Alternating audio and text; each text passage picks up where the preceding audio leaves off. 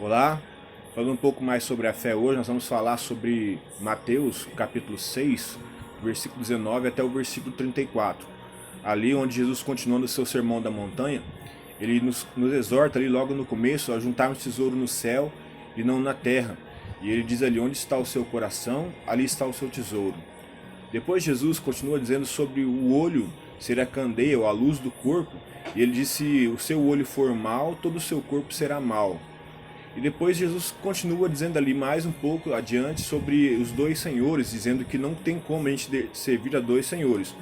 Ou a gente vai agradar um e desagradar o outro, né? Se a gente fosse que tentar servir os dois. Não é possível você agradar a dois senhores servindo aos dois. Porque um sempre vai ficar triste, né? Então ele diz que você não pode servir a Deus e as riquezas, ou em algumas traduções, a Mamon.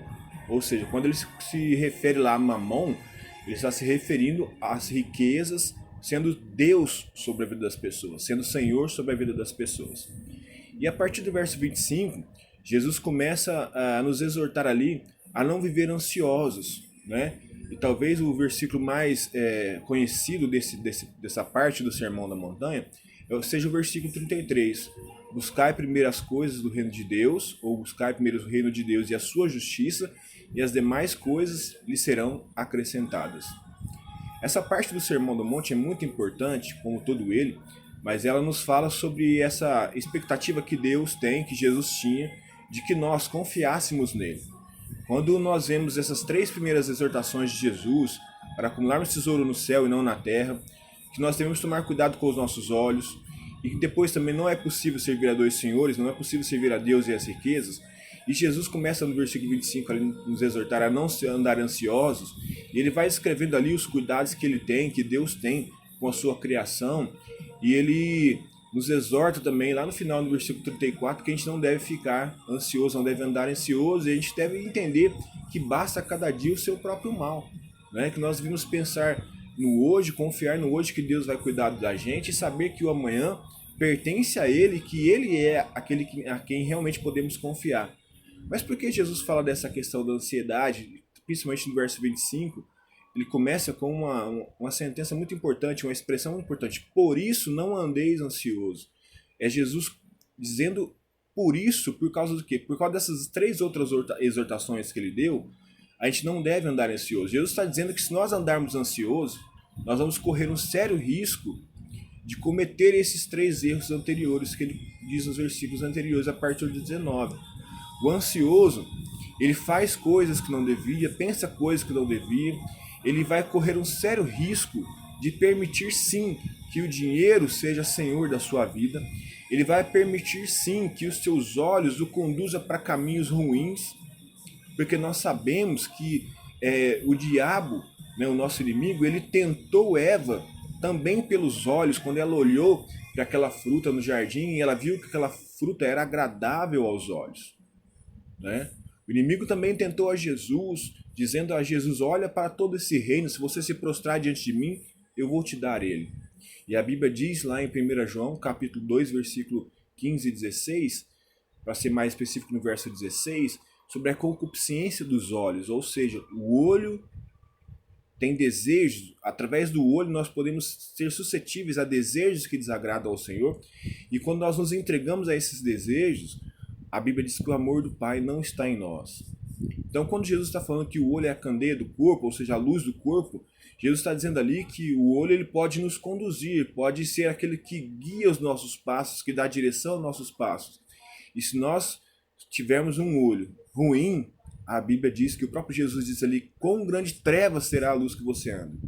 Ou seja, se o seu olho for ruim, ele vai te conduzir por caminhos ruins, vai fazer você sentir desejos ruins, cobiçar coisas que não devia, você vai fazer desejar coisas que o seu olho está alcançando. E assim como aconteceu com Eva, Jesus foi tentado, mas venceu, e nós temos que vencer, porque o nosso olho tem que ser bom, a nossa luz, a nossa candeia tem que ser boa. E você também vai correr um sério risco de você passar a se preocupar mais com as coisas que são da terra do que com as coisas do céu. Você vai correr um sério risco de viver buscando juntar tesouros nessa terra. E a Bíblia diz que esses tesouros juntados na terra, eles são passageiros, que o ladrão rouba, a ferrugem corrói e a traça destrói. E Jesus nos ensina a ajuntarmos tesouro no céu, coisas que são eternas, coisas a respeito da nossa vida espiritual.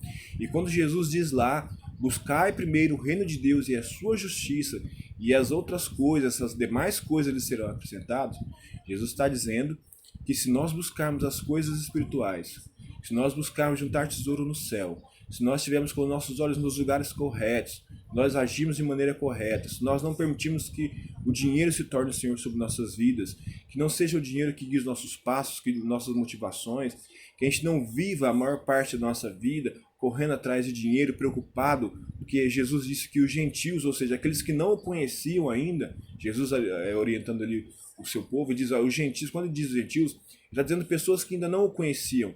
Esses sim andavam ansiosos e desesperados e permitindo sim que as riquezas se tornassem Deus sobre suas vidas e cometiam erros que não agradavam a Deus, que não buscavam o reino de Deus.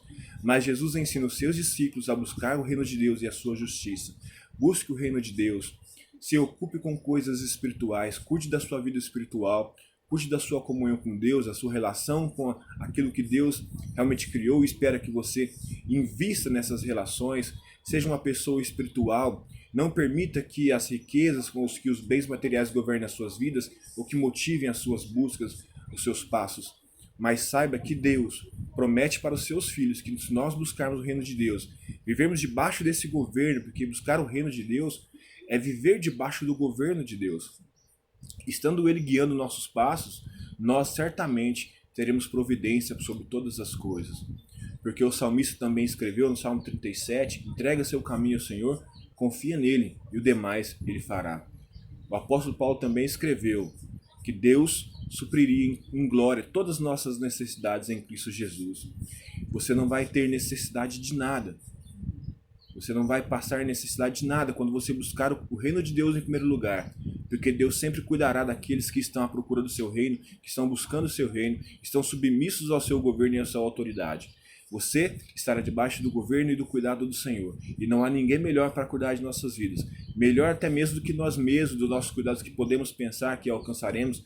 A confiança, a Bíblia diz que nós não podemos confiar em nossos próprios braços, que bendito é aquele que confia no Senhor e não na força do seu próprio braço. Então nós temos que confiar em Deus e buscar as coisas do seu reino. Buscar estar debaixo desse cuidado, desse governo, dessa autoridade e nos envolvermos com as coisas desse reino.